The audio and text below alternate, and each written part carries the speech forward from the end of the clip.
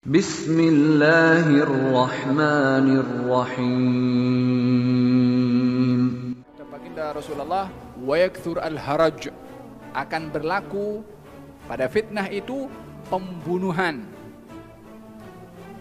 Kata mereka sahabat, ya Rasulullah, kalau yang dimaksudkan fitnah itu pembunuhan, kita pun sekarang juga berperang membunuh kepada orang kafir. Kata baginda Rasulullah, bukan. Tapi pembunuhan yang berupa fitnah itu pembunuhan kamu antara kamu, ini orang Islam dengan orang Islam. Kata sahabat, ya Rasulullah, pembunuhan orang Islam dengan orang Islam bagaimana boleh terjadi? Adakah zaman itu ketika berlaku pembunuhan orang Islam dengan orang Islam, mereka ada akal fikiran? Yani ketika berlaku perkara demikian, mereka punya akal? Kata baginda Rasulullah SAW, mereka tak punya akal.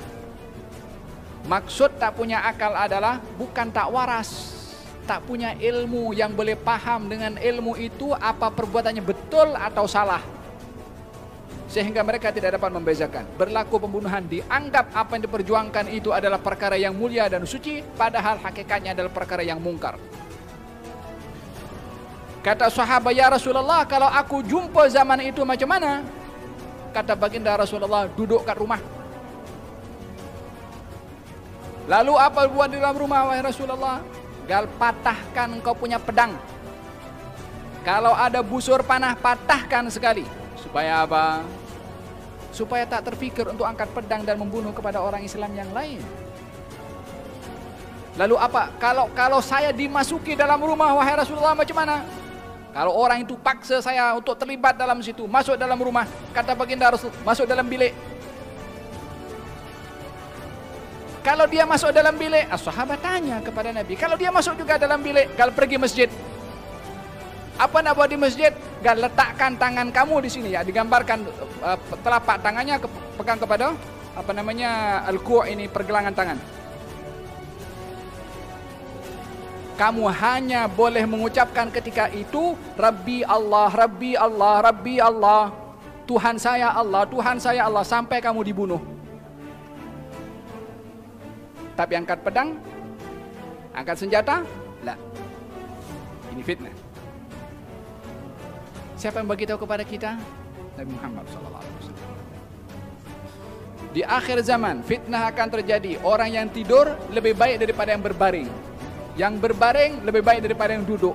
Yang duduk lebih baik daripada yang berdiri. Yang berdiri lebih baik daripada yang berjalan. Sampai diumumkan demikian, lebih baik tidur di zaman fitnah. Kalau tidak, gatal kita nak buka itu internet. Ada application untuk jihad. Bukankah itu yang dipergunakan? Reality. Bukankah itu yang dipergunakan? Dihantar duit sekali, lalu negara ini boleh sampai kepada sana. Untuk apa? Untuk jihad. Pasal apa? Pasal dia bangun. Pasal dia nak tahu apa itu berita.